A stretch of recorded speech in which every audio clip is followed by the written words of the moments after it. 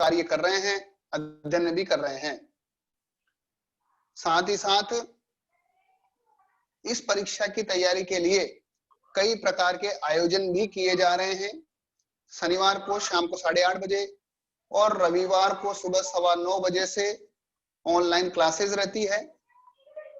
और साथ ही साथ इस आवश्यक सूत्र की तैयारी करवाने के लिए श्री जैन रत्न युवक परिषद निरंतर रूप से परीक्षाएं भी आयोजित करवा रहा है, जिसके अंदर पहले हमने 2 एग्जाम्स ले ली है। लगभग 172 पेज तक का एग्जाम हो गया है। उसके पेपर भी आप सबको व्हाट्सएप ग्रुपों में डाल दिए गए हैं, आपने उसकी तैयारी कर ली होगी।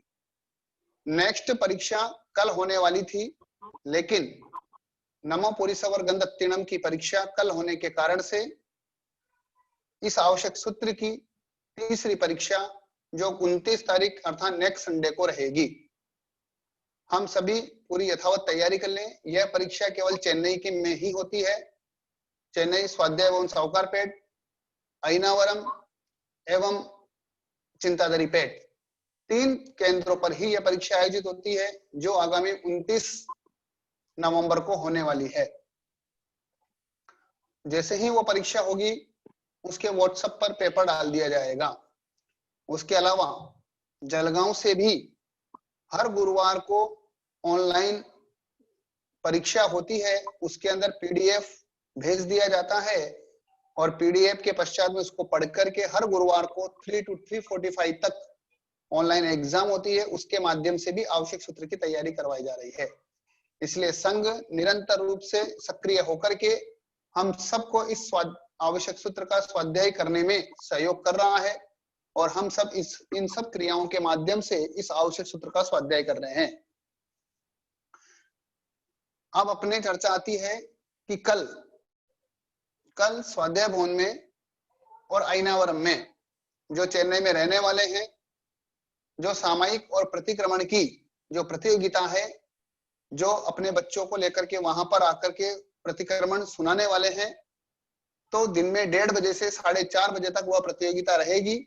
इसलिए जो भी चेन्नई में रहने वाले हैं, जिन्होंने ऑनलाइन आवेदन पत्र भरे हैं या नहीं भरे हैं, वो भी 1:30 बजे से 4:30 बजे तक स्वाध्याय भवन सावकारपेट में और अयनावरम जैन स्थानक के अंदर आकर के और अपने बच्चों को इस प्रतियोगिता में सम्मिलित कर सकते हैं। इसलिए आप जरूर से जरूर ये बात ध्यान रखें। अब आगे हमारी आवश्यक सूत्र की चर्चा चल रही थी। आवश्यक सूत्र के अंदर हमने द्रव्य आवश्यक और भाव आवश्यक इन दोनों का चिंतन किया था। भाव आवश्यक के रूप में हमने 2 भेद किए थे, आगम और नो आगम। उसके अंदर नो आगम के हमने 3 भेद किए थे, लौकिक, उप्रावचनिक और लोकोत्तरिक। आगे अपने यहाँ पर चिंतन आता है कि हम भाव आवश्यक को कैसे करें। तो भाव आवश्यक की आराधना करने के लिए यहाँ पर नीचे कुछ बिंदु दिए गए हैं। आवश्यक सूत्र जिसके अंदर रोमन संख्या 10 उसके ऊपर चलता है कि भाई हम कैसे भाव आवश्यक की आराधना करें। यह सबसे महत्वपूर्ण विषय है, क्योंकि आज वर्तमान के अंदर हम प्रतिक्रमण तो करते हैं, प्रतिक्रमण पढ़ते भी हैं, लेकिन आज हमारा पढ़ना केवल मात्र वचन से होता है, लेकिन मन योग और काय योग ये दोनों ही निरंतर रूप से चलते रहते हैं और अन्य क्रियाओं में भी ये समाविष्ट हो जाते हैं। इसलिए हमारा प्रतिक्रमण केवल मात्र वचन से बोल करके ही नहीं हो, अपितु वो हमारे अंतर तक अंतंगम हो जाए, वैसा हम आवश्यक करने का प्रयास करें। इसीलिए यहाँ पर भाव आवश्यक को करने की विधि बताई गई कि उसकी आराधना कैसे करना। इसीलिए यहाँ पर सबसे पहली बात दी गई कि आवश्यक अवश्य करनी है, इस बात पर दृढ़ आस्था रखें।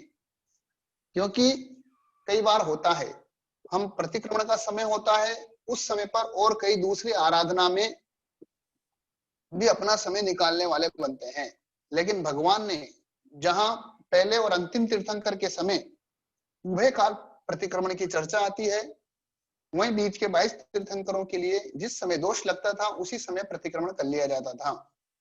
लेकिन हम भगवान महावीर के इस जिन शासन के अंदर 24वें तीर्थंकर के रूप में हम निश्चित रूप से साधना करते हैं, तो उस समय पर उभय काल प्रतिक्रमण करना आवश्यक है।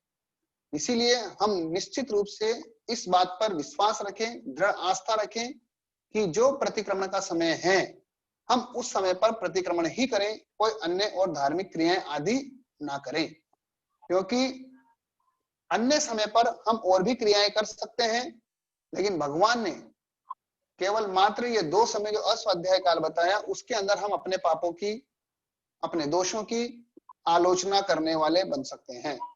इस कारण से हम जो प्रतिक्रमण का समय है, जो आवश्यक का समय है, हम उसी समय पर प्रतिक्रमण करें और वो अवश्य करणीय है, अवश्य करने योग्य है।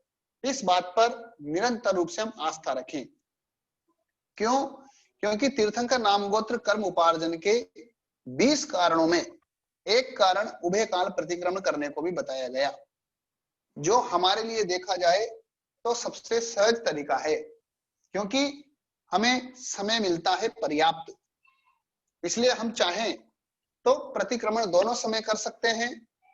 अगर मान लीजिए कभी स्थिति नहीं है तो कम से कम एक समय प्रतिक्रमण करके भी हम अपनी साधना आराधना कर सकते हैं।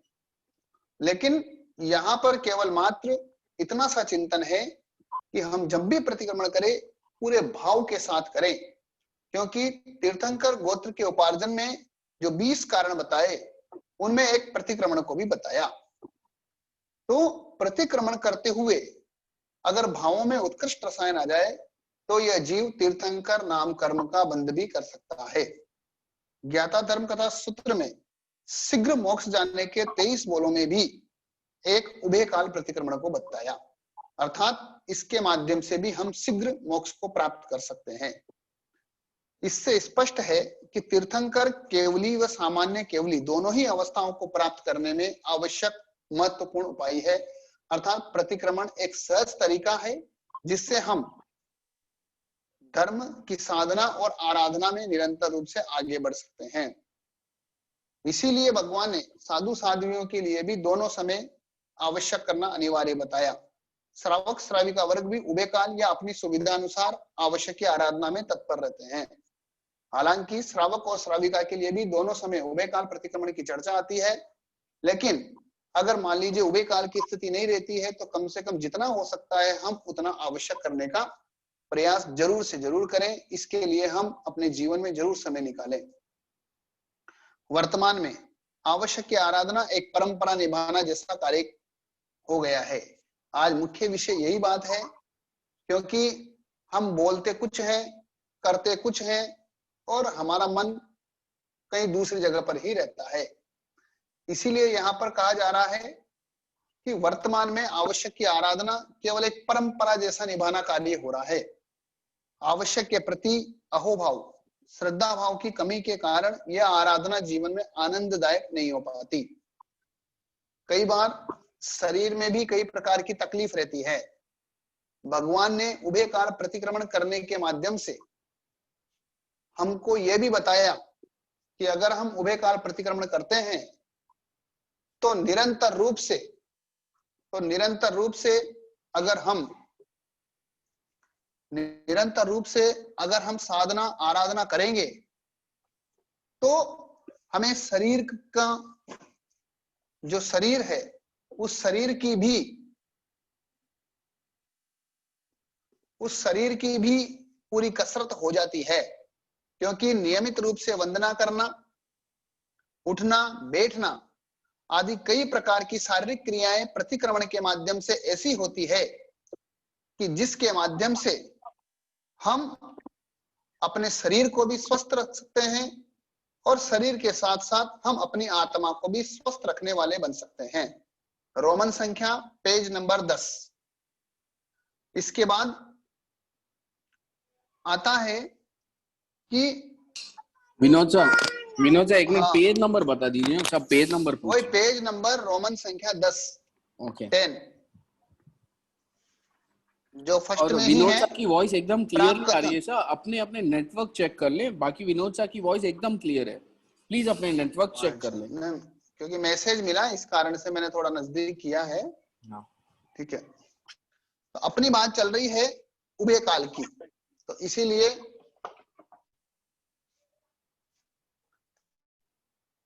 आज वर्तमान में स्थिति ऐसी हो गई है कि हमको प्रतिक्रमण करना है, ऐसी श्रद्धा भाव की अपेक्षा हमको प्रतिक्रमण करना पड़ता है, ऐसे भाव हमारे अंतर में ज्यादा नजर आते हैं।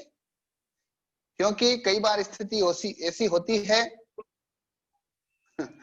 पेज नंबर रोमन संख्या 10 जो फर्स्ट में ही प्राक कथन दिया हुआ है, बुक खोलते ही उस प्राक कथन के अंदर रोमन संख्या 10 के अंदर कैसे करे भाव आवश्यक की आराधना, ये विषय हमारा चल रहा है। तो अपनी बात चल रही है कि करना चाहिए कि स्थान पर करना पड़ता है। जब ऐसे भाव आते हैं तो कोई भी साधना आराधना तो दूर की बात, अगर चाहे वो कोई सांसारिक कार्य भी है, चाहे व्यापार हो, चाहे घर गृहस्थी हो, या कोई भी कार्य हो, जब हमारे अंतर में ऐसी भावना आ जाती है कि हमको करना पड़ता है, तो वह कार्य इतना आनंद नहीं दे पाता है। इस कारण से हम जब भी प्रतिक्रमण की साधना करें, उस समय पर उसके प्रति हमारे अंतर में अहोभाव होने चाहिए कि मैं अभी मेरे पापों की आलोचना प्रतिक्रमण के माध्यम से करने जा रही हूं या करने जा रहा हूं। ऐसा अहोभाव और उत्साह जब हमारे अंदर में रहेगा, तभी हम वास्तव के अंदर शुद्ध रूप से प्रतिक्रमण करने वाले बन सकते हैं, और तभी हमको आनंद आएगा, तभी उस साधना का रस हमारे जीवन में हमको देखने को मिलेगा।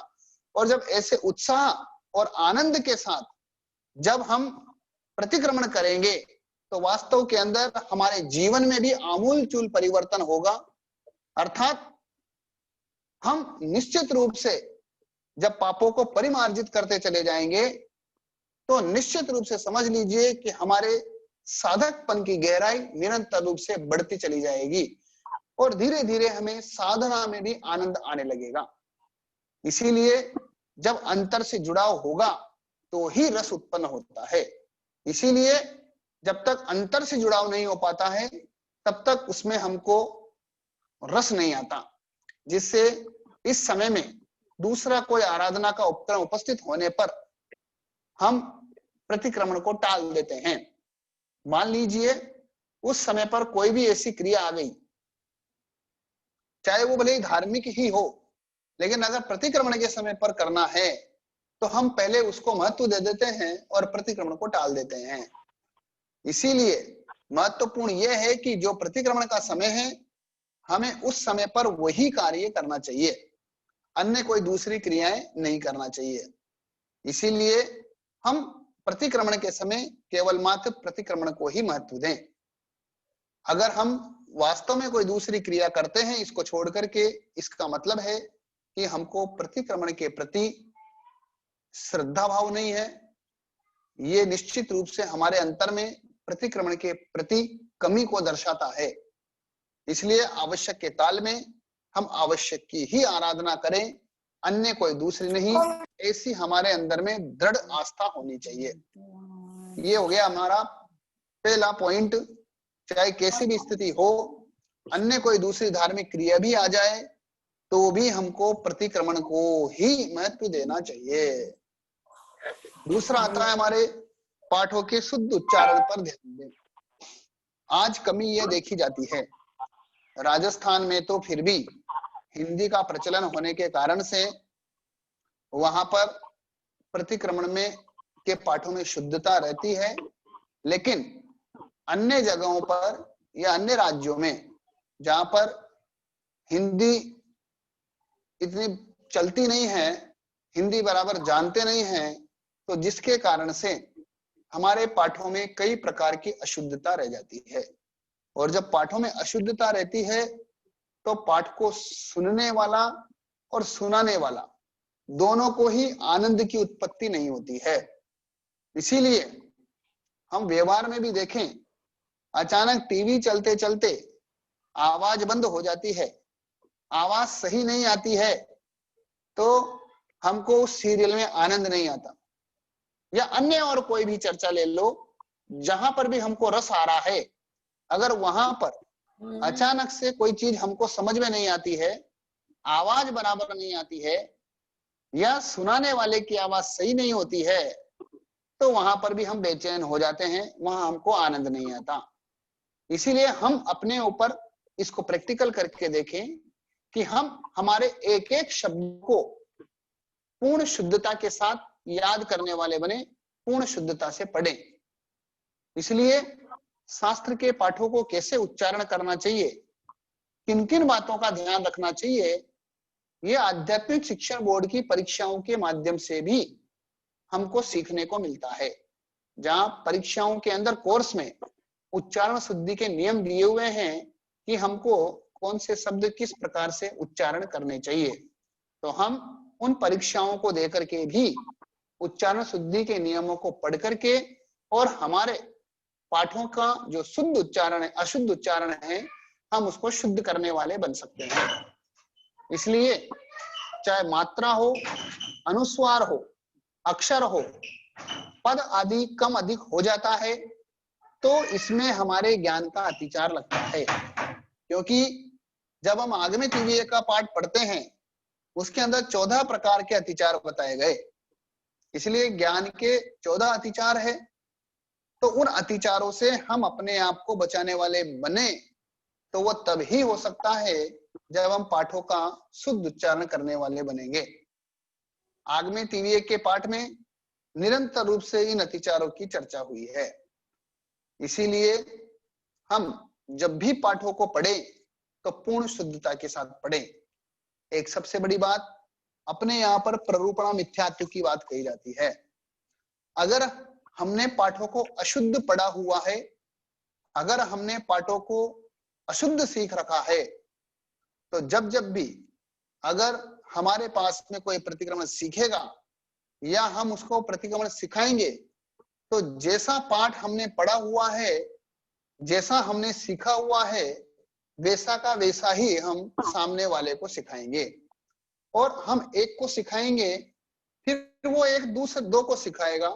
इस प्रकार से धीरे धीरे एक चेन बन जाती है जिससे फिर केवल मात्र अशुद्ध ही सीखने वाले ज्यादा रह जाते हैं।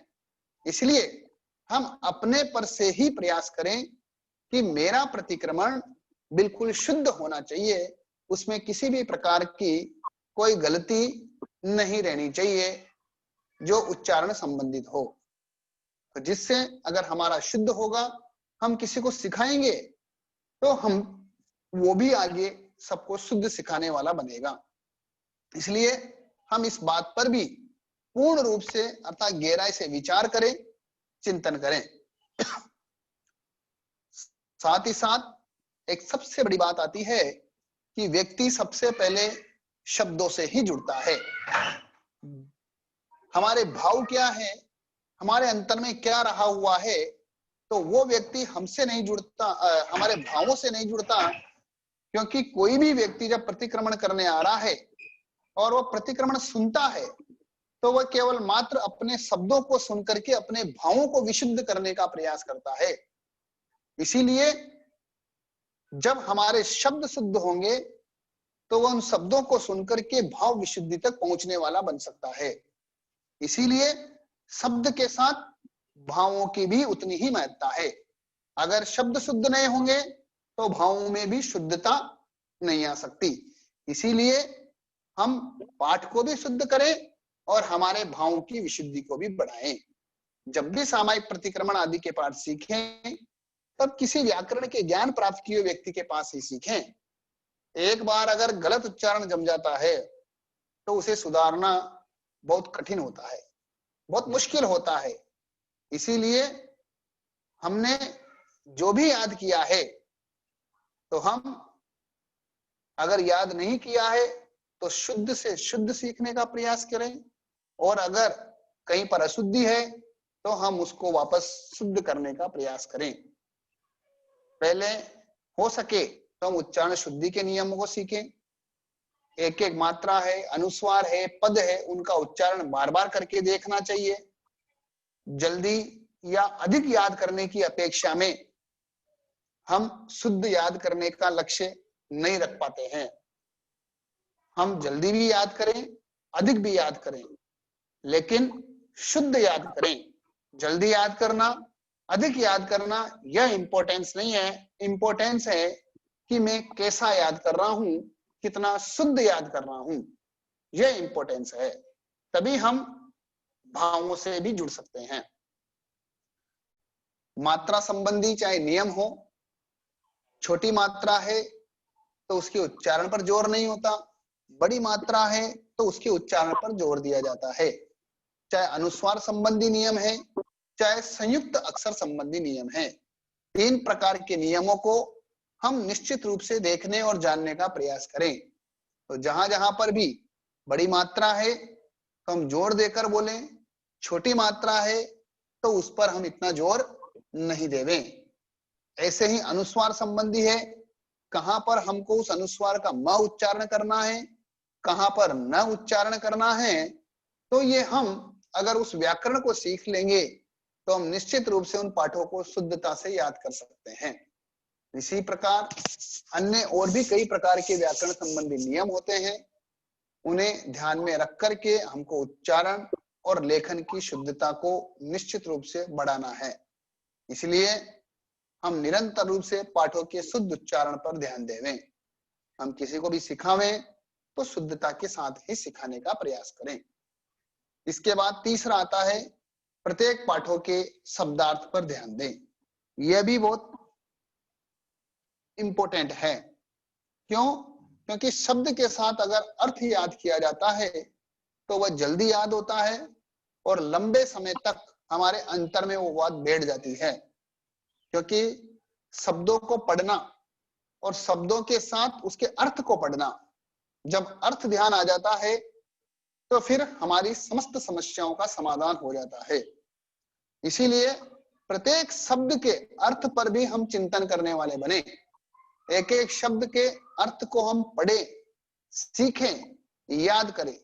जैसे ही हम शब्द बोलेंगे, अगर उसका अर्थ हमारे ध्यान में आ जाता है तो हम तुरंत ही हमें अपने पाप भी नजर आने लग जाएंगे, हमारे दोष भी नजर आने लग जाएंगे कि नहीं, ये दोष का सेवन तो मैंने किया है, इस शब्द का अर्थ ये है, तो तुरंत हमारे ध्यान में आ जाता है।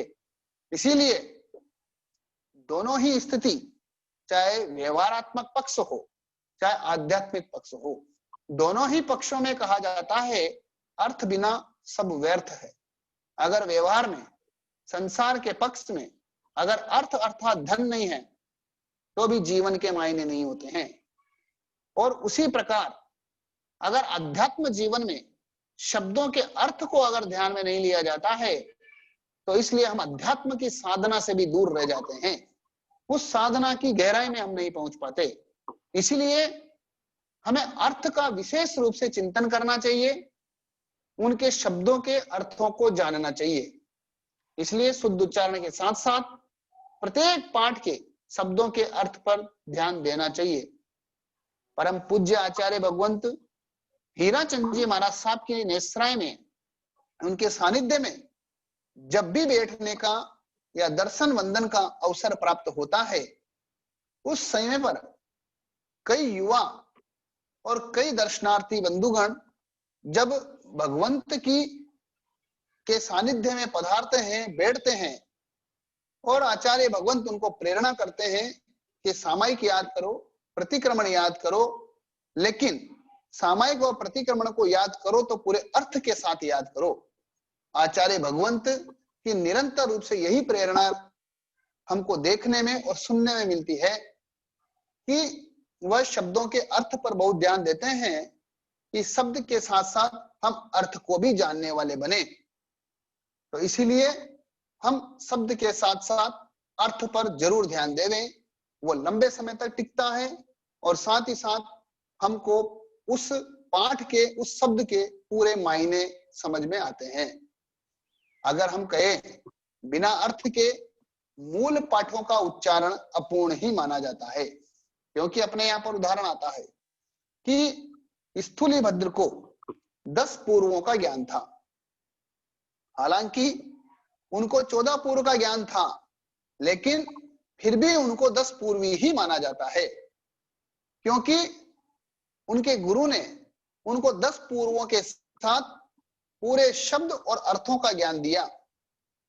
लेकिन उन्होंने उस ज्ञान का दुरुपयोग करने के कारण से और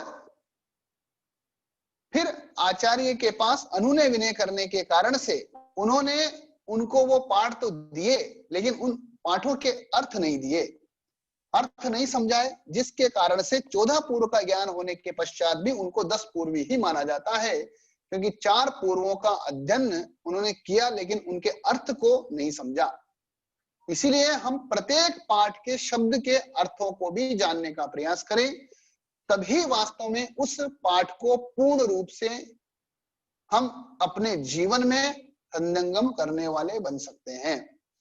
इसीलिए 14 पूर्वों का अध्ययन करने पर भी अर्थ के अभाव में स्थूली भद्र को 10 पूर्वी ही माना गया है, 14 पूर्वी नहीं माना जाता। इसीलिए हम सूत्र और अर्थ दोनों को ही पढ़ें, क्योंकि अर्थ भगवान की वाणी है और सूत्र गणधरों की वाणी है। इसीलिए सूत्र और अर्थ दोनों ही हमारे लिए इंपॉर्टेंट है। प्राचीन परंपरा में तो गुरु शिष्य को पढ़ाते समय मूल पाठ के साथ साथ उसका भावार्थ भी समझाते हैं, जिससे पाठ याद करने के साथ साथ भाव की विशुद्धि में भी सहायता मिलती है। क्योंकि अगर अर्थ ही याद नहीं होता है तो केवल मात्र पढ़ना और केवल रटना तो कोई भी कर सकता है। इसलिए रटन के साथ साथ अगर हमको उसका अर्थ नहीं पता है तो वह कई जगह पर हास्यास्पद भी हो सकता है। यह सब हम जानते ही हैं, उदाहरण देना ठीक नहीं है, लेकिन फिर भी कई जगह पर हमको ऐसा देखने और सुनने में मिलता है कि केवल मात्र रट लिया और अर्थ याद नहीं होता है तो वह हंसी का पात्र भी बन जाता है। इसीलिए हम प्रत्येक शब्दों के पाठ को अर्थात प्रत्येक शब्द के अर्थ को समझने का प्रयास करें, उसको याद करने वाले मिले। इसलिए सामायिक प्रतिक्रमण सिखाते समय भी इस बात का हम ध्यान रखें कि शब्दों के साथ अगर अर्थ भी साथ में समझाएं तो सामने वाले को जल्दी समझ में आता है और उसके भावों की विशुद्धि भी बढ़ती है और वह उस प्रतिक्रमण से और अंतर की गहराइयों से जुड़ने वाला बनता है। इसलिए हम प्रत्येक पाठ के शब्दार्थ पर भी ध्यान दें। इसके बाद चौथा आता है अपने पाठ का क्या प्रयोजन है और उसकी विषय वस्तु क्या है, हम उसको हृदयंगम करें। क्योंकि पाठ तो पढ़ रहे हैं, लेकिन अगर उसकी विषय वस्तु ही पता नहीं है कि इस पाठ में क्या कहा जा रहा है, तो इसलिए हमको ये याद होना चाहिए कि ये पाठ बोलने का प्रयोजन क्या है, इसके विषय वस्तु क्या है। जिस पाठ का उच्चारण किया जा रहा है उसके शब्दार्थ के साथ ही यदि पाठ बोलने का प्रयोजन तो उसमें जिन जिन बातों का वर्णन है हम उसे समझने का प्रयास करें, तो निश्चित रूप से उसके उच्चारण में भी हमारा ध्यान लग जाता है। इसीलिए पाठ का उद्देश्य व विषय वस्तु को हृदयंगम करना आवश्यक है। इसके लिए प्रत्येक पाठ के प्रश्नोत्तर आदि भी दिए हुए हैं। अगर आवश्यक सूत्र के पीछे देखा जाए तो बहुत सारे क्वेश्चन और आंसर दिए हुए हैं, लगभग 400-500 क्वेश्चन होंगे। इतने सारे क्वेश्चंस हमारे सामने आवश्यक सूत्र के हैं, तो इसलिए किस पाठ का क्या प्रयोजन है ये सब भी हम उन प्रश्नोत्तर के माध्यम से देख सकते हैं। नहीं तो आध्यात्मिक शिक्षण बोर्ड की जो 4th क्लास की बुक है, उस 4th क्लास की बुक के अंदर में भी एक एक पाठ के नीचे एक पाठ के नीचे एक पैराग्राफ दिया हुआ है, जिसके अंदर उस पाठ का सारांश दिया हुआ है कि इस पाठ का सारांश क्या है, इसका बोलने का उद्देश्य क्या है और इस पाठ के अंदर क्या क्या विशेष सामग्री आई हुई है। तो हम शॉर्ट में ही उस पाठ के चिंतन को भी करने वाले बन सकते हैं। इसके बाद प्रत्येक क्रिया नियत विधि के अनुसार करें। जो भी प्रतिक्रमण की विधि है हम पूरी विधि के साथ प्रतिक्रमण करने वाले बने। क्यों बने? क्योंकि कोई भी कार्य विधि से ही पूर्ण होता है, अविधि से नहीं होता। चाहे घर में खाना बनाना हो या अन्य और कोई जगह पर कोई भी कार्य हो, वह सब विधि से ही होता है, अविधि से नहीं होता। इसीलिए हम कोई भी कार्य करें तो वह विधि से ही करें। घर में हलवा बनाना हो या खाना बनाना हो या अन्य कोई भी क्रियाएं करनी हो, वह सिर्फ और सिर्फ विधि से ही हो सकता है, बिना विधि के नहीं हो सकता। इसीलिए सामायिक में और प्रतिक्रमण में जो भी क्रियाएं हैं वो हमारे भाव विशुद्धि के लिए है। इसलिए उस भावों की विशुद्धि को टिकाने के लिए प्रत्येक क्रिया पूरे उत्साह और उमंग के साथ हम करने वाले बने। जब वंदना करने की बात आती है तो बहुत से तो खड़े खड़े ही कर लेते हैं, बहुत से आधे झुकते हैं, बहुत सा पूरा पाठ भी नहीं बोलते हैं, और किस प्रकार से वंदना करते हैं ये आप और हम सब निश्चित रूप से जानते हैं। ये सब कमियां हम किसी दूसरे की नहीं देख करके केवल अपनी देखने का प्रयास करें कि जब मेरे प्रतिक्रमण करने का समय आता है उस समय पर मेरी वंदना आदि करने का तरीका किस प्रकार का रहता है। तो इसलिए हम किसी दूसरे को देखने की अपेक्षा स्वयं को देखने का प्रयास करें, हम स्वयं का चिंतन करें, क्योंकि जो विधि होती है उस विधि के अनुसार ही हमारे भाव की विशुद्धि बनती है, वैसे ही भाव हमारे अंतर में आ जाते हैं। इसीलिए विधि सहित करेंगे तो हमको ये लगेगा कि हम प्रतिक्रमण कर रहे हैं, नहीं तो हमको कई बार लगता ही नहीं है कि हम प्रतिक्रमण कर रहे हैं। बहुत से तो प्रतिक्रमण जो सुनने वाले होते हैं वो केवल मात्र एक ही आसन में बैठ करके पूरा प्रतिक्रमण सुनने वाले बन जाते हैं। हम ऐसा करने वाले, ऐसा सुनने वाले नहीं बने, अपितु चाहे करवाने प्रतिक्रमण सुनने का अवसर मिले या सुनाने का अवसर मिले, हमें प्रत्येक क्रिया पूर्ण विधि के साथ करना चाहिए। इसलिए क्रिया वास्तव के अंदर भावों की विशुद्धि की गहराई तक ले जाता है। साधु दोनों समय प्रतिलेखन करता है, दोनों समय प्रतिक्रमण करता है, गोचरी आदि लेने के लिए भी जाता है, लेकिन प्रत्येक क्रिया में उत्साह और उमंग होता है और वही साधनाएं उनके कर्म की निर्जरा के लिए होती है। चाहे गोचरी लेने के लिए रास्ते में जा रहे हैं, वहां पर भी कर्म बंद नहीं अपितु कर्म की निर्जरा है। उसका मूल कारण यही है, उनकी प्रत्येक क्रिया विधि अनुसार होती है और उस विधि में उनका भाव जुड़ा हुआ रहता है, जिसके कारण से ही वह कर्म बंद नहीं अपितु कर्म निर्जरा करते हैं।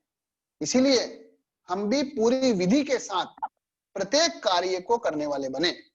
इसीलिए अगर भावों की विशुद्धि टिकानी है तो हम आवश्यक की प्रत्येक पाठ को अर्थ सहित शुद्ध उच्चारण के साथ उसकी नियत विधि की पूर्णतया पालन करें।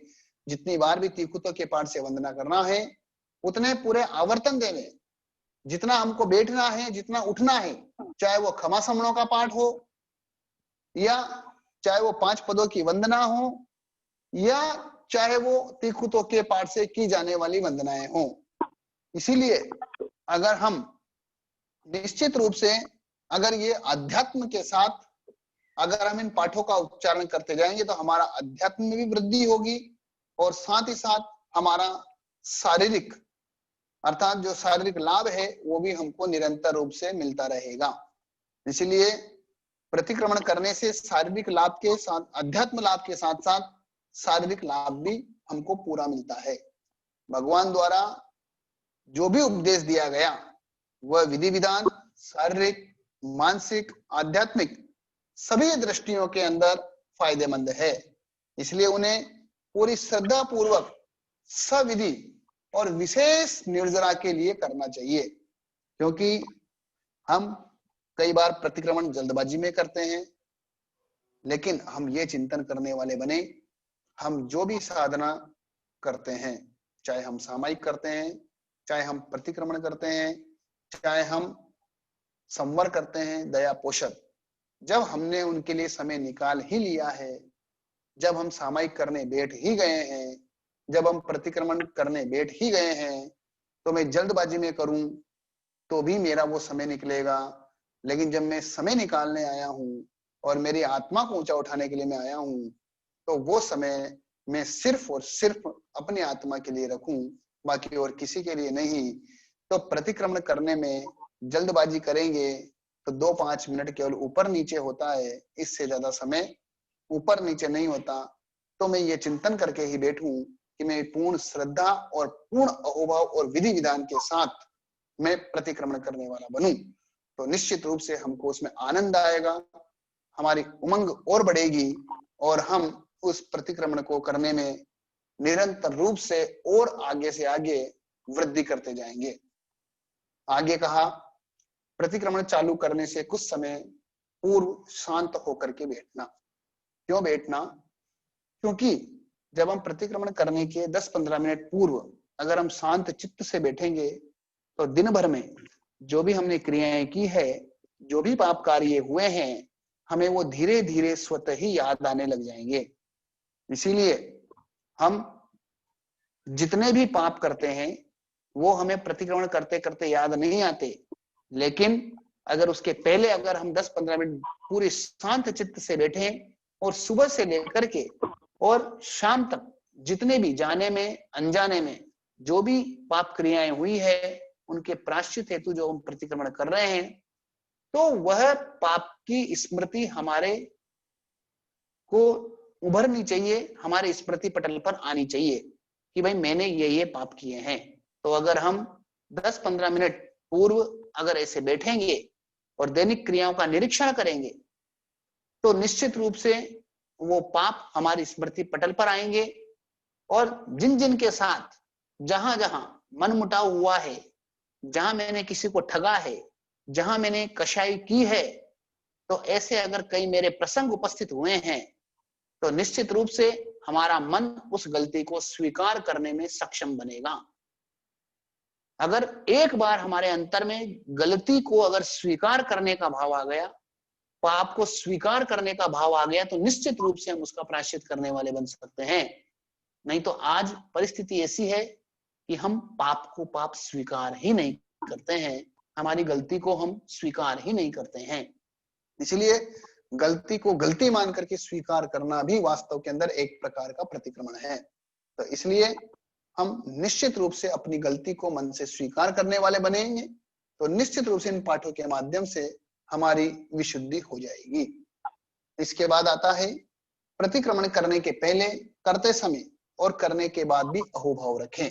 ऐसा नहीं प्रतिक्रमण करने जाना है, महाराज साहब पधार गए हैं, अब गांव में चौमासा है तो क्या करें, जाना ही पड़ेगा, लोक व्यवहार में अच्छा नहीं लगता है, ऐसी कई प्रकार की बातें और चिंतनों से हम अपने आप को दूर रखें।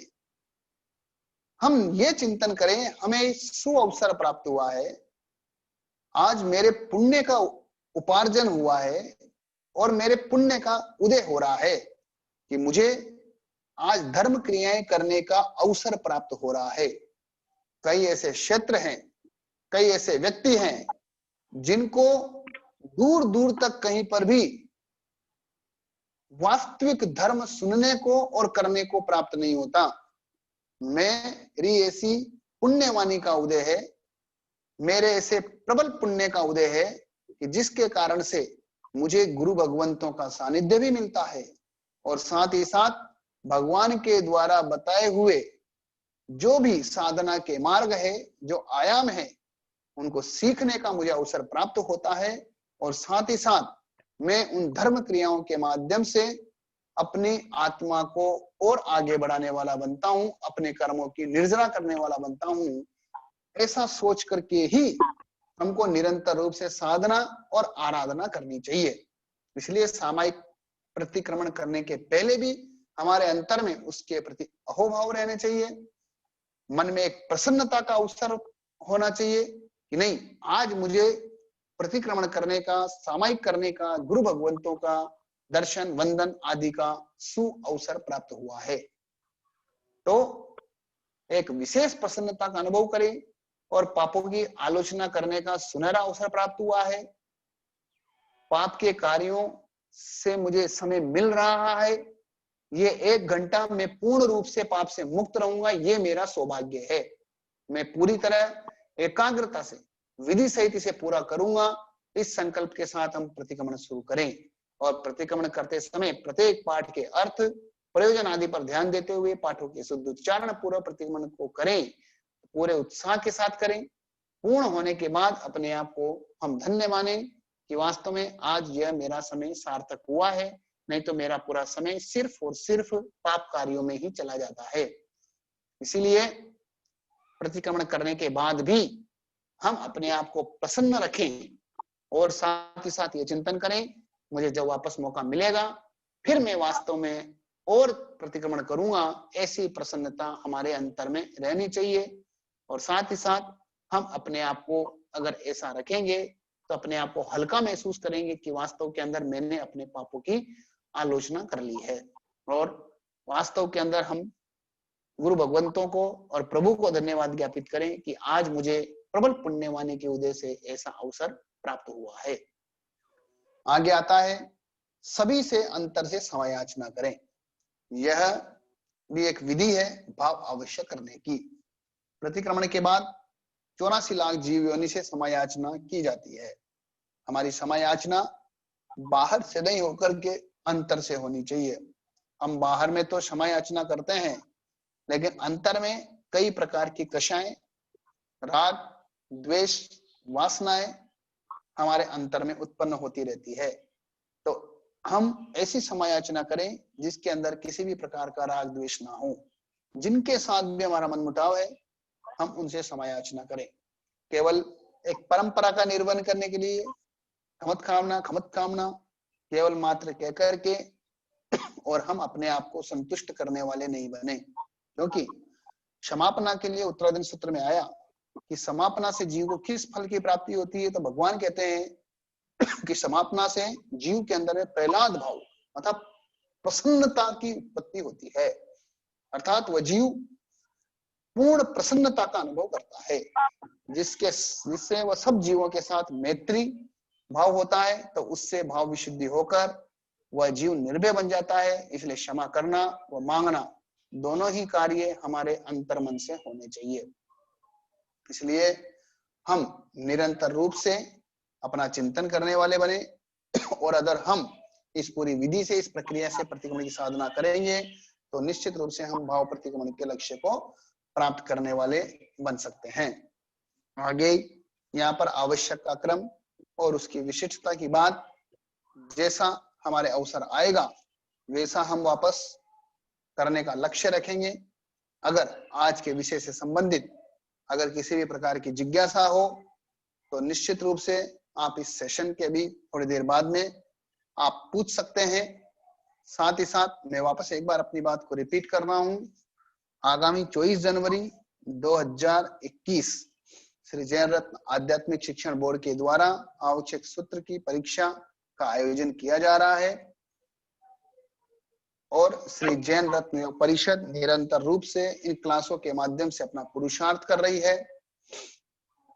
और जिन्होंने अभी तक आवेदन पत्र नहीं भरे हैं वो जल्दी से जल्दी आवेदन पत्र भरा दिलावे। आधे घंटे का पेपर इसका ऑब्जेक्टिव रहेगा, वो बिना देखे लिखना है। 2.5 घंटे का पेपर आवश्यक सूत्र का रहेगा, वो उनको देख करके लिखना है। साथ ही साथ कुछ सूचना है, कल चेन्नई के अंदर आवश्यक सूत्र की परीक्षा लेने का विचार था, लेकिन उसको पोस्टपोन करके 29 तारीख को रख दिया गया है।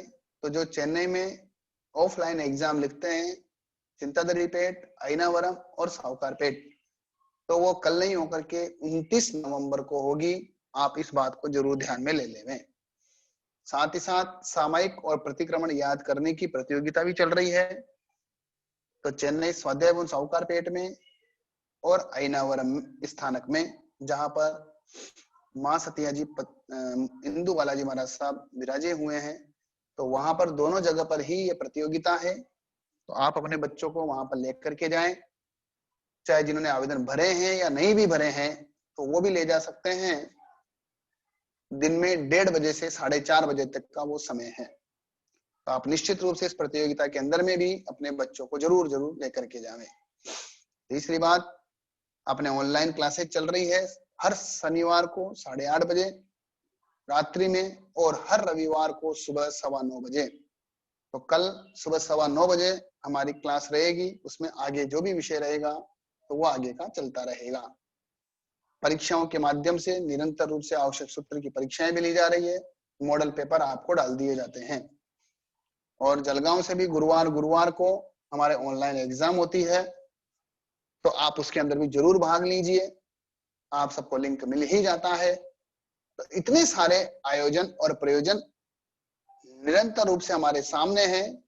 तो 24 जनवरी तक तो ऐसी स्थिति आ जाएगी कि शायद ये आवश्यक सूत्र हमारे जीवन का एक अभिन्न अंग बन जाएगा।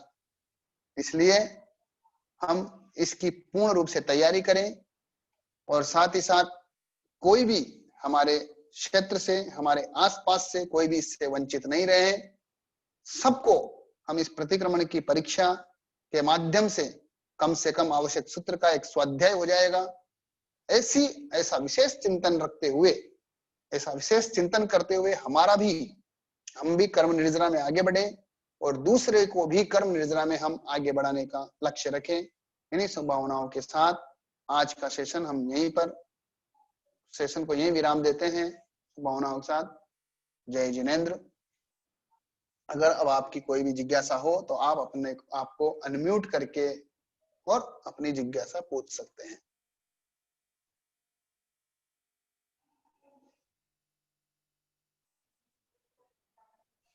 हाँ सर, पहले मैं बुलाऊंगा प्रीति वीरेन, प्लीज अपने आप को अनम्यूट करें। जय जिनेंद्र सा। जय जिनेंद्र। हेलो। हाँ जय जिनेंद्र बोलिए। हाँ, मेरा सवाल ये जो शुरुआत के 30-38 पेज हैं, वो भी एग्जाम में आने वाले या 1-2 नंबर से है, वो वहां से स्टार्ट होगा एग्जाम में? जी नहीं, शुरू से ही आएगा। जो भी अभी आपको पढ़ाया जा रहा है वो भी आएंगे। हाँ, जो स्टार्टिंग से 1 पेज से हैं, उसके पहले जो भी पेपर है 30-35 पेज जो प्राक कथन के हैं, है ना, वो भी आएंगे। वो भी आएंगे उसमें से। हाँ बिल्कुल, उसमें से भी आएगा। ठीक है। जय जिनेंद्र। प्राक कथन है और प्रस्तावना आदि है, उसमें से भी आएगा। जय जिनेंद्र। और कोई डाउट? हाँ जय जिनेंद्र। अगर नेक्स्ट मैं बुलाऊंगा मधु जी। मधु जी प्लीज अनम्यूट कीजिए। जय जिनेंद्र साहब। जय जिनेंद्र। हाँ, मुझे ये पूछना था, अनुस्वार संबंधी जो नियम है उसमें लिखा है शब्द के बीच में अनुस्वार आने पर उसका उच्चारण अनुस्वार के अगले वर्ण के वर्ग का 5वां अक्षर होता है। तो ये थोड़ा क्लियर नहीं हो रहा था मुझे। एक्चुअली ऐसा है, जैसे मान लीजिए, उदाहरण भी बता देंगे ना प्लीज। जैसे मान लीजिए इसमें कहा गया है कि अनुस्वार का मतलब होता है जो ऊपर बिंदी लगी होती है ना, उसको बोलते हैं अनुस्वार। जी जी। जैसे मान लीजिए अभी हमारे कोई भी शब्द आता है कंगन, जैसे कंगन शब्द ले लिया, गंगा शब्द ले लिया, और भी अन्य कई शब्द ले सकते हैं जी। अगर बीच में, क्योंकि अगर अंतिम में अनुस्वार आता है तो उसका तो उच्चारण म ही होता है, ये तो एकदम फिक्स है। जी। हाँ, जैसे अरिहंताणम, न के ऊपर आया तो बाद में म ही निकलेगा। तो कोई भी शब्द के ऊपर अगर अनुस्वार है और उसके बाद कोई अक्षर नहीं है तो उसका तो उच्चारण म ही होता है जी। लेकिन अगर बीच में आता है या पहले आता है तो उसका उच्चारण वो जिस वर्ग का है, अर्थात अनुस्वार जिस अक्षर के ऊपर है और उस अनुस्वार के बाद जो अक्षर आया वो जिस वर्ग का है, जैसे मान लीजिए क ख च छ ञ, है ना, या क ख ग घ ङ, जी जी, ट ठ ड ढ ण, तो जो 5वां अक्षर है इनका बाद का वो उच्चारण होता है। जैसे मान लीजिए कंगन शब्द लिया अपन ने, तो क के ऊपर अनुस्वार है, तो क के ऊपर जो अनुस्वार है तो अब इसका जो उच्चारण होगा वो क वर्ग का जो 5वां अक्षर है उसके आधार पर होगा, इसीलिए हम बोलते हैं कंगन।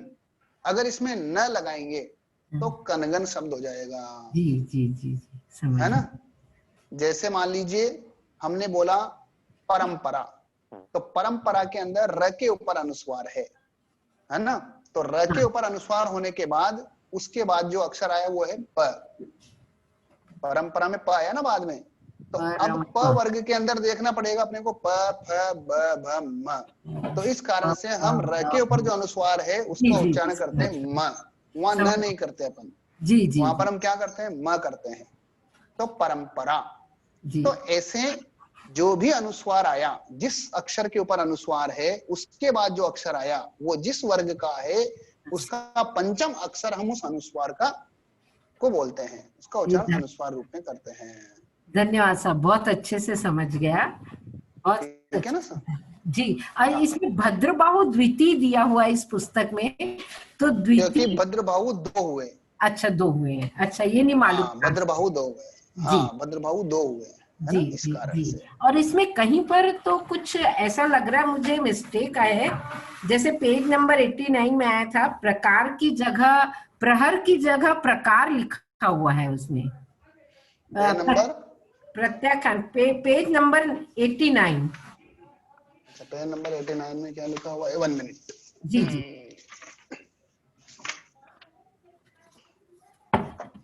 हो सकता है जी। 89 में कौन सी जगह पर बता रहे हैं आप? वो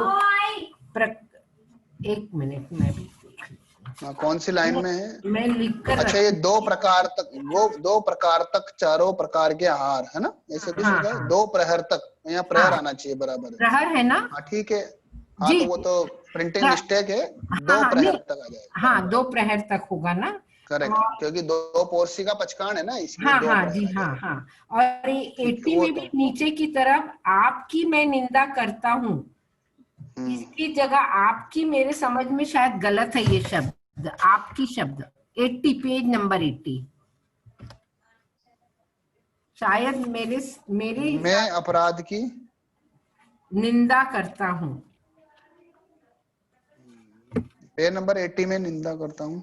नीचे की तरफ है आपकी मैं निंदा करता हूँ। 80 में मैं कहाँ से गलत लिख दी क्या कुछ? 80 तो नहीं है ना, ये नहीं 80 है, में तो ऐसा है नहीं। नहीं मैंने शायद पेज नंबर गलत कर दी। एक मिनट हाँ, एक मिनट 180 था क्या? एक मिनट, मुझसे शायद लिखने में गलत 2 मिनट आ रही हूँ। सब मैं फिर से देखकर फिर मैं वो हाँ, करूंगी। कोई बात नहीं, फिर से देख के बता देना आप, कोई बात नहीं है। अभी और किसी का कोई डाउट रहे तो बता दीजिए। जी जी जी जी।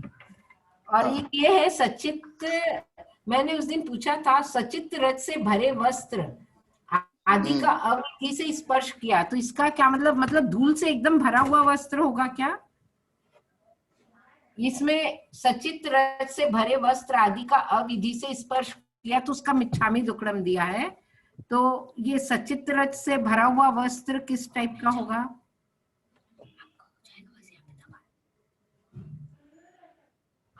जय जिनेन्द्र साहब, मेरी आवाज आ रही है आपको? मेरी आवाज आ रही है? एक मिनट सर, उनका शायद हैंग हो गया है। विनोद सर, उनका शायद हैंग हो गया है। विनोद सर,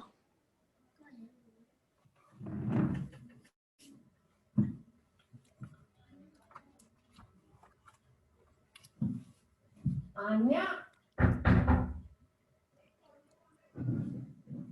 हैंग का कैसे हैंग हो गया बेटा ये? हाँ विनोद सर, हाँ बोलिए, हाँ बोलिए, बोलिए। मधु जी, मधु जी, बोलिए। हाँ मधु जी। जी जी, मैं ये पूछ रही थी, सचित रज से भरे वस्त्र आदि का अविधि से स्पर्श किया, तो उसका मिच्छामी दुक्कड़म दिया है, तो सचित रज से भरे वस्त्र मतलब धूल से भरे कपड़े होंगी क्या? हाँ, धूल का, रज का मतलब धूल होता है, मिट्टी के कण आदि। जी जी जी जी, धन्यवाद साहब, जय जिनेन्द्र। हाँ। धन्यवाद सर। रेणु जी गुंदेचा प्लीज पधारें, और प्लीज जल्दी अपने भाव रखें प्लीज, जो भी डाउट है जल्दी क्लियर कर लें। जय जिनेन्द्र साहब, आपने सेक्शन के स्टार्टिंग में फरमाया था कि क्या कहते हैं, उभयकाल प्रतिक्रमण के समय प्रतिक्रमण ही करना चाहिए, अन्य कोई कार्य नहीं करना चाहिए। जी, इसके अंदर कई बार ऐसा हो जाता है कि बड़े बुजुर्गों को क्या कहते हैं प्रतिक्रमण आता ही नहीं है, और उनको उसी समय टाइम मिलता है माला या कुछ भी अन्य कार्य करने का, धार्मिक कार्य करने का, तो वो कर सकते हैं या उन्हें मना करना चाहिए फिर उस वक्त भी? नहीं, मना नहीं करना चाहिए, करने में कोई बाधा नहीं है, लेकिन जहां तक हो सकता है हमको उस आवश्यक कार्य में प्रतिक्रमण ही करना सबसे बेस्ट है। फिर बाकी तो अन्य कई प्रकार के हम कार्य करते ही हैं, है ना। इसलिए मेन सबसे फर्स्ट अपना यही होना चाहिए कि भाई उस समय पर हम प्रतिक्रमण ही करें, कोई दूसरी अन्य धार्मिक गतिविधि नहीं। लेकिन अगर कभी ऐसी स्थिति नहीं होती है, कभी किसी का समय अगर हमको वैसा नहीं मिल पा रहा है, तो हम दूसरी आराधना करते ही हैं। जी, तो उसमें अस्वाध्याय का दोष नहीं लगता नहीं, ऐसा अगर कोई अन्य दोष नहीं है, कोई ऐसा क्रिया ऐसा कर कोई रहे दोष हैं नहीं, मान नहीं उसमें कोई दोष की बात नहीं। लेकिन मेन अगर हो सके तो हमको जी आवश्यक धन्यवाद सूत्र प्रतिक्रमण ही करना चाहिए। ओके सर, धन्यवाद। Thank you. नेक्स्ट मैं बुलाऊंगा सुवर्णा जी गांधी। हाँ, जय जिनेन्द्र। जय जिनेन्द्र। हाँ, मेरा ये सवाल था कि वो जो दूसरी बुक है वो मुझे नहीं मिली, मुझे मेरे पास एक ही बुक मिली है, आवश्यक सूत्र, वो येलो वाली बड़ी वाली। आज जो पढ़ाए वो एक ही बुक है, तो फिर ऑब्जेक्टिव आप में कहाँ से कैसे? बोल रहे हैं? पूना। ठीक है, तो पूना में आपके कोई पहचान वाले या ऐसा कुछ है जहाँ से मिल सकती है आपको?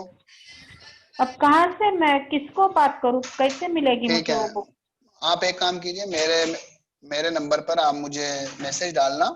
हाँ, मैं वो हूँ और वहां से हूँ, मुझे बुक तो मैं आपको पूना का नंबर वगैरह एड्रेस जो भी रहेगा मैं भिजवा दूंगा, तो तो आप आपका वहां से कलेक्ट कर सकते हैं। आपका नंबर मुझे अभी स्क्रीन पर डाल देंगे ये। हाँ, चलेगा चलेगा। तो वो ठीक है बुक ना? में ऑब्जेक्टिव आएंगे ना, तो वो बुक चाहिए ना हाँ मेरे को पढ़ाई करने के लिए। हाँ हाँ, जरूर जरूर जरूर। हाँ ठीक है, ओके, थैंक यू। हाँ, नेक्स्ट मैं बुलाऊंगा ज्योति जी बांटिया। जय जिनेन्द्र साहब, मैं बोल रही थी कि आपका ये इतना कोर्स है तो इसमें कोई एग्जाम में पासिंग नंबर ऐसा कुछ है कि इतने नंबर में पास होंगे, क्योंकि इतना कोर्स हमारा शायद नहीं हो पा रहा है। नहीं पासिंग का नहीं है इसके अंदर कुछ भी ऐसा, आप जितना हाँ। मार्क आएंगे उतना आएंगे, पासिंग से इससे वो मतलब नहीं।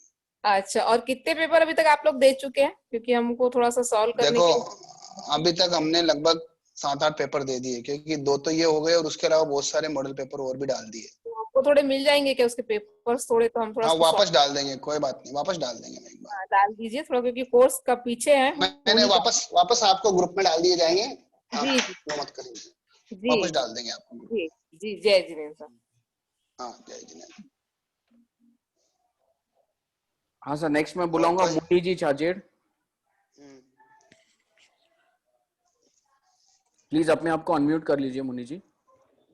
और विनोद सा के नंबर में मैसेज में डाल रहा हूँ चैट में, जिसको चाहिए प्लीज नोट डाउन कर ले और विनोद सा को व्हाट्सएप कर ले कुछ डाउट है तो। मुन्नी जी। हाँ, जय जिनेन्द्र साहब। जय जिनेन्द्र। मैं जो आपका एग्जाम लिख रहा है, मैं पेज नंबर भी लिखना कैसा? देखिए, अभी जो अपन लिखवा रहे हैं ना, उसके अंदर तो अपन ने कंपलसरी नहीं किया है, लेकिन हाँ। हो सकता है कि जो अपने लिखने वाली बुक आएगी, जब अपने मेन एग्जाम रहेगी उस दिन हो सकता है कि अपन उसमें पेज नंबर भी पूछ सकते हैं। मैं पढ़ रही हूँ, सब कुछ कर रही हूँ, मेरे को लिखने में बहुत कमजोर हूँ मैं, मेरे को लिखना में बहुत प्रॉब्लम ही आता है, बहुत कमजोर हूँ लिखने में तो। अच्छा, कोई बात नहीं, वो तो आप जो भी आपको समय मिलेगा या उस समय पर आप जहाँ पर रह रहे हैं तो वहां पर आप बात करना, किसी अपने केंद्राधीक्षक जो भी रहता है आपका, वहां पर आप बात कर सकते हैं। अगर आपको लिखने में प्रॉब्लम होती है तो किसी का आप सहयोग लिखवाने में कर सकते हैं। हाँ, जो तो लिखने में बहुत तो वहाँ की प्रॉब्लम। अनुमति लेकर के आप कर सकते हैं। ठीक है सर। जय जिनेन्द्र सर। हाँ सर, जय जिनेन्द्र सर। विनोद सर, मैं आपको श्री जैन रत्न युवक परिषद तमिलनाडु की तरफ से बहुत बहुत धन्यवाद देना चाहता हूं कि आप इतना परिश्रम करके इस क्लास को अगले लेवल तक ले जा रहे हैं, और इतना पुरुषार्थ आपका, हम लोग धन्य हो गए। विनोद साहब, बहुत बहुत धन्यवाद है आपका। और अब मैं कल जैसे आचार्य श्री हीरा मुनि जी महाराज साहब का 58वां दीक्षा दिवस था, तो उसके लिए हम लोगों ने एक छोटी सी वीडियो बनाई है, तो मैं आपके सामने वो वीडियो प्ले करना चाहूंगा 2 मिनट।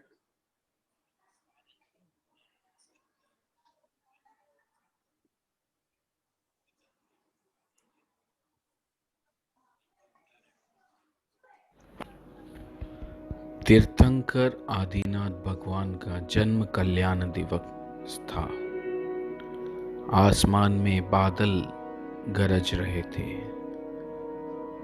लोगों को ऐसा महसूस हो रहा था कि पुण्य धरा पीपाड़ में आज किसी भव्य आत्मा का जन्म होने वाला है।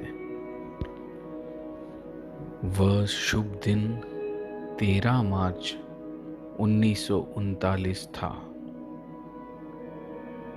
पीपाड़ निवासी श्री मोतीलाल जी गांधी के परिवार में माता मोहिनी देवी की कोख से एक पुत्र का जन्म हुआ, जिनका नाम हीरालाल रखा गया। बालक हीरा का बचपन बड़े ही लाड दुलार और हर्ष उल्लास के साथ व्यतीत हो रहा था।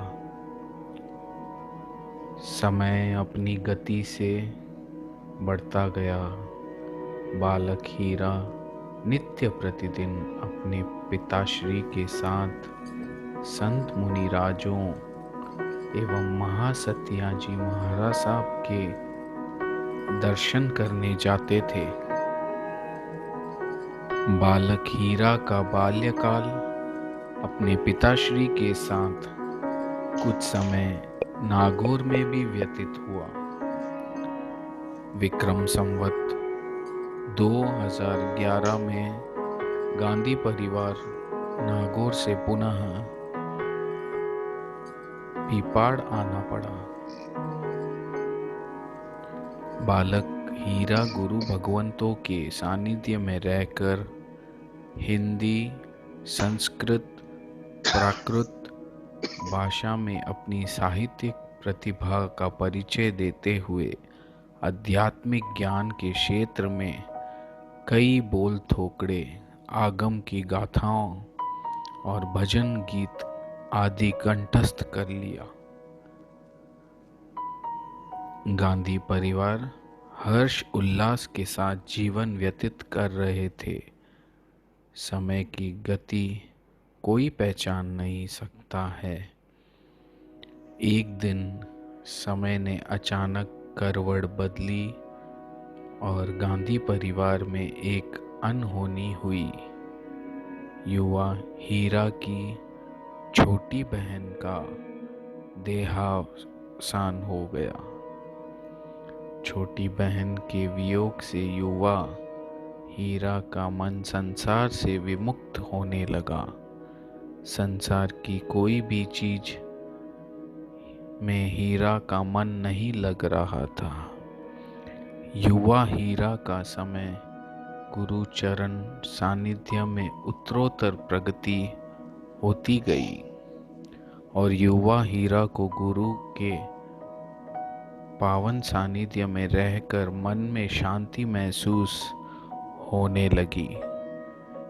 जैसे जैसे समय बीतता गया, युवा हीरा के कदम धर्म व संयम की ओर ज्यादा बढ़ने लगे और उनके पिताश्री को गुरुदेव ने पूछा कि युवा हीरा की क्या भावना है। युवा हीरा की भावना को देखते हुए पूज्य गुरुदेव ने विक्रम संवत 2020 कार्तिक सुदी छठ को युवा हीरा की पूज्य गुरुदेव ने पीपाड़ शहर में दीक्षा घोषित की। पूरे पीपाड़ शहर में वह परिजनों में हंसी और खुशी की लहर व जय जयकारा की गूंज के साथ यशस्वी महापुरुष युवा हीरा की दीक्षा सुसंपन्न हुई और नवदीक्षित संत रत्न हीरा मुनि जी महाराज साहब के नाम रखा गया। रत्नवंश के महामाहिम आचार्य भगवंत पूज्य गुरुदेव श्री हस्तीमल जी महाराज साहब का देवागमन दिनांक 21 अप्रैल 1991 में संतारा के साथ नीमाच में हो गया। रत्न संघ ने दिनांक 2 जून 1991 को गुरु हस्ती पटदर संत रत्न श्री हीरा मुनि जी महाराज साहब को सूर्य नगरी जोधपुर में आचार्य पद प्रदान किया। वो वर्तमान में अहिंसा नगरी कोसाना में विराजित हैं। ऐसे यशस्वी महापुरुष 1008 आचार्य श्री हीराचंद्र जी महाराज साहब के 98वें दीक्षा दिवस पर श्री जैन रत्न युवक परिषद तमिलनाडु व हम सब की तरफ से उस पुण्य आत्मा को शत शत वंदन करते हैं।